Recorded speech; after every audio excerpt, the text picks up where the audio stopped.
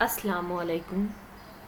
आज हम जिस टॉपिक के बारे में बात करेंगे वो टपल्स होंगे जो पाइथन्स के अंदर एक टाइप सीक्वेंस ऑफ वैल्यूज़ होती हैं कि हम जिस तरह वैल्यूज़ को रिप्रेजेंट करते हैं और इनका यूज़ देखेंगे कि पाइथन्स के अंदर किस तरह किया जाता है, एनएलपी के अंदर इसको टपल्स को किस तरह यूज़ किया जाता है और लैंग्वेज टेक्नोलॉजी के अंदर पाइथन्स के टपल्स को किस तरह यूज़ किया जाता है।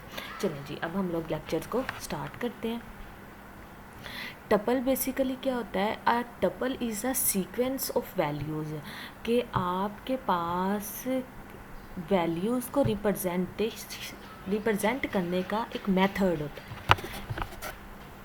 इसके अंदर क्या होता है? The value can be of any type, और वैल्यू किसी भी टाइप की हो सकती है। फॉर एग्जांपल के तौर पर ये इंग्लिश के वर्ड भी हो सकते हैं, मैम चाइना के वर्ड भी हो सकते हैं, मैथ के वर्ड हो सकते हैं, और इसके अलावा आपकी लोकल लैंग्वेजेस जो हम लोग रोज़मर्रा की ज़िंदगी में बोलते हैं वो भी इस एज अ वैल्यू के तौर पर हम टपल्स के अंदर रख सकते हैं।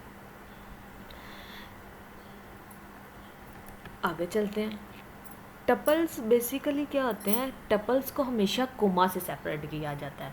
टपल को लिखने का तरीका क्या होता है ये मैंने यहाँ पे बताया हुआ है कि ए के दरमियान सिंगल कोटेशन लगानी है। ये टी टपल को जनरेट करने का मेथड है। कोमा से मैंने सेपरेट किया, उसके बाद बी, और बी को मैंने सिंगल कोटेशन मार्क किया, और उसके बाद मैंने कोमा से इसको सेपरेट किया। इसी तरह सी, डी एंड ई। टपल को एक और तरीके से भी हम लोग जनरेट करते हैं, प्रोड्यूस्ड करते हैं पाइथन के अंदर। नो डाउट, पर पाइथन का जो मैं एक कोर्स इंट्रोड्यूस करवाऊंगी लैंग्वेज टेक्नोलॉजी के बाद, जिसके अंदर हम लोग पाइथन के कोड को देखेंगे, उसका यूज़ देखेंगे कि उसको एनएलपी के अंदर, लैंग्वेज टेक्नोलॉजी के अंदर और अदर फील्ड में जो एडवांस यूजेस है वो देखेंगे, और आपको उसके ऊपर काम करना बताऊँगी ताकि आप उसको अपने थीसिस के अंदर किस तरह एडवांस लेवल की प्रोग्रामिंग कर इंक्लूड कर सकते हैं। टपल को एक मेथड ये भी है उसको जनरेट करने का, ये मैंने आपको बता दिया। उसके बाद टपल को सिंगल वैल्यू के थ्रू भी जनरेट किया जाता है। फॉर एग्जांपल के तौर पर T1 तो वो बता देगा कि ये टपल की क्लास है या फिर नहीं है। आगे चलते हैं। इसके बाद है ए के अंदर स्ट्रिंग, ये एक स्ट्रिंग टाइप वो बता देगा कि टपल्स बेसिकली हमेशा जो है वो ये स्ट्रिंग की क्लास का एक नंबर एग्जिस्ट करता है, क्योंकि इसकी दोनों कोटेशन यहाँ पे क्लोज कर दी तो ये एक एज अ स्ट्रिंग काम कर रही है जैसे। और यहाँ पे क्योंकि हम लोगों ने एंड पे कोमा लगा दिया हुआ है तो ये चीज़ बताती है कि ये एक टपल है। And other way to create a tuple is in the built in function, और टपल को एक और तरीके से भी रिप्रेजेंट जनरेट किया जाता है उसका बिल्ट इन फंक्शन को भी यूज़ करके। और इस मेथड से जो टपल जनरेट होता है वो हमेशा एम्प्टी ही जनरेट होता है।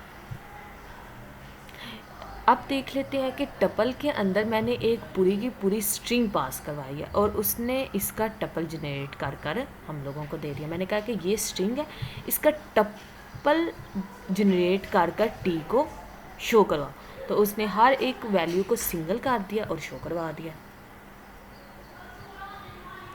Most list operation also work on tuple, मतलब कि जितने भी लिस्ट के ऊपर ऑपरेशंस अप्लाई होते हैं वो सारे के सारे टपल पे होते हैं। फॉर एग्जांपल के तौर पर लिस्ट के अंदर हम लोग जिस इंडेक्स पे चाहे जो नंबर वैल्यू शो करवाना चाहें वो करवा सकते हैं। सेम काम हम टपल्स के ऊपर भी ये कर सकते हैं कि इंडेक्स पर आस्क करवाओ और जो वैल्यू आप चाहते हैं शो करवाना वो करा सकते हैं। फॉर एग्जांपल के तौर पर मेरे पास एक टपल है, ये मैंने पहले भी बताया, ये मेरे पास टपल था और मैं चाहती हूँ कि यहाँ पे जो ज़ीरो इंडेक्स के ऊपर जो भी वैल्यू है ना वो मुझे शो हो जाए, तो वो ए हो गई है। अब इसके बाद मैं चाहती हूँ टपल के अंदर से मुझे 1 जो है वो शो हो जाए, तो इसका जो जब मैं इसको प्रिंट आउट करवाऊँगी तो मेरे पास कौन सा नंबर शो होगा, करैक्टर सॉरी, बी। और कोटेशन में होगा, सिंगल कोटेशन में ये बताएगा कि ये टपल्स है। अब जैसे कि स्लाइस काम करता है, सेम हम टपल के अंदर भी उस स्लाइस को यूज़ कर सकते हैं। टपल के अंदर आप स्लाइस कहाँ से कहाँ तक शो करवाना चाहते हैं वो नंबर बताएं तो वो आपको शो करवा के दे देगा। जैसे फॉर एग्ज़ाम्पल के तौर पर यहाँ पे लिखा है 1 and 3, इसका मतलब ये हुआ कि 1 और 3 वाला जो टपल है उसके दरमियान में जो नंबर एग्जिस्ट करते हैं वो वाला शो करवाने हैं। लेकिन 0 1 2 and 3, हाँ जी ठीक है, कि आपके जो, और इसका एक टपल की एक और ख़ुसूसियत ये है कि ये एंड वाला जो नंबर है ना वो इंक्लूड नहीं करता, क्योंकि असूलन ये 0 है, ये 1 है इंडेक्स के ऊपर पड़ा, ये 2 पे पड़ा हुआ है, ये 3 पे पड़ा हुआ है और ये 4 पे पड़ा हुआ है। लेकिन यहाँ पे लिखा है 1 2 3, तो वो 3 वाले जो इंडेक्स के ऊपर नंबर पड़ा होता है या करैक्टर पड़ा होता है उसको नहीं ऐड करता। सिर्फ मैं पेन चेंज कर लूँ, सिर्फ जो आपके फर्स्ट वाले को इंक्लूड कर कर और उससे पीछे जितने भी नंबर आते हैं उसको वो शो करवा देता है। आगे चलते हैं। टपल को हम लोग बेसिकली इस तरह नहीं बिल्कुल भी एज ए लिस्ट नहीं बना सकते कि हम ये नहीं कह सकते कि इसके 0 इंडेक्स के ऊपर कैपिटल ए को डाल दो, अदरवाइज़ ये एरर दे देगा। क्यों? टपल्स को हमेशा इंक्रीमेंट कर कर हम लोग जो है ना वो उसके अंदर कोई भी नंबर ऐड करवा सकते हैं, लेकिन क्योंकि इसको इस तरह अगर हम कहेंगे कि इसके इंडेक्स के ऊपर 0 को असाइन कर दो तो वो कहेगा कि ये तो असाइनमेंट सपोर्ट ही नहीं करती, यहाँ पे कोमा ही नहीं है, तो इसका मतलब है ये फॉर्म ऑफ टपल्स बन ही नहीं सकती, तो पाइथन इसके ऊपर एरर शो करवा देगा सिर्फ एक कोमा की वजह से। लेकिन प्रोग्राम है, कंप्यूटर है, वो स्मार्टली वर्क करता है और चीज़ों को सारी चीज़ों को इकट्ठा लेके चलता है। अब आगे चलते हैं। Because tuple is immutable you can not modify the character, कि हम लोग इसके किसी भी करैक्टर को अगर मॉडिफाइड करना चाह रहे हैं, अगर आप इस तरह मॉडिफाइड करेंगे कि 0 के इंडेक्स के ऊपर इसको रख दें तो इस तरह कभी भी मॉडिफाइड नहीं होगा। किस तरह होगा कि जो करैक्टर आप ऐड करना चाह रहे हैं वो स्मॉल ब्रैकेट के अंदर लिखें, प्लस डालें और ये बताएं कि उसको किस टप्पल के इंडेक्स पे इंक्रीज़ करना, तो वो उसको इंक्रीज़ कर देगा। टपल्स के अंदर मॉडिफाइड करने का भी अपना मेथड है जो कि ये वाला। इस तरह टपल के अंदर अगर आपने कोई वैल्यू को चेंज करना हो तो आप इस मेथड को यूज़ कर सकते हैं। आगे चलते हैं। टपल्स एंड रिटर्न्स वैल्यू, कि टपल्स रिटर्न्स वैल्यू किस तरह करता है। आपने देखा है कि आप function can return only 1 value, कि हमेशा जो फंक्शन है वो एक वैल्यू रिटर्न करता है, लेकिन टपल्स जो होता है वो मल्टीपल वैल्यूज़ भी रिटर्न कर सकता है, ट्रिपल वैल्यू भी रिटर्न कर सकता है, डबल भी वैल्यू रिटर्न कर सकता है। इसका मतलब ये हुआ कि अगर मैं डिव मोड के अंदर 2 वैल्यू दूँ और टपल को शो करवाऊँ तो वो 2 वैल्यू देखें उसने रिटर्न किया कि ये कौन कौन से इंडेक्स पे पड़ा हुआ है, एक कोटेशन और एक रिमाइंडर, कि मैंने डिव मोड के ऊपर ये दोनों नंबर दिए हैं और उसने मुझे बता दिया कि क्वोशंट कौन सा है और रिमाइंडर कौन सा है। इसका मतलब है ये एज ए टपल काम कर रहा है, इसने टपल्स की सूरत में 2 नंबर रिटर्न किए हुए हैं। टपल एंड लिस्ट, टपल और लिस्ट में डिफरेंट देख लेते हैं, दोनों का इंडिविजुअल यूज़ देख लेते हैं।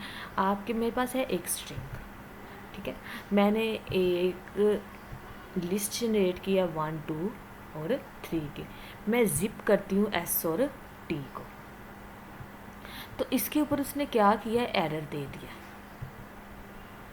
इस तरह, क्योंकि ये दोनों ज़िप नहीं थी होनी। इसके लिए हमें थोड़ी सी प्रोग्रामिंग स्मार्टली करनी पड़ेगी।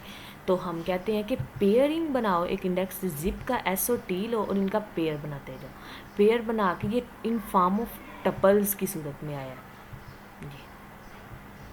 और जब लिस्ट को ज़िप करेंगे तो ये ज़िप की फॉर्म में आ गई, ये लिस्ट की फॉर्म में आ गया और ये टपल्स की फॉर्म में है जिनके ऊपर मैंने टिक लगाया। Tuples and dictionaries have a method called item, कि बेसिकली डिक्शनरीज क्या करती हैं, किसी भी मेथड्स को कॉल करती हैं और कोई ना कोई सीक्वेंस ऑफ वैल्यूज़ हम लोगों को रिटर्न करती हैं। जबकि क्योंकि डिक्शनरी के अंदर कीज़ होती हैं, वैल्यूज़ होती हैं, तो अगर हम की को कॉल करवाएं तो वो हमें उसकी वैल्यू दे देता है, वैल्यू कॉल करवाएं तो हमें उसके अगेंस्ट की जनरेट करके की दे देता है, जनरेट सॉरी नहीं करता। Where each tuple is the key value, लेकिन टपल के अंदर हमेशा स्पेसिफिक की वैल्यू होती है जिसके अगेंस्ट कोई ना कोई वैल्यू पड़ी होती है।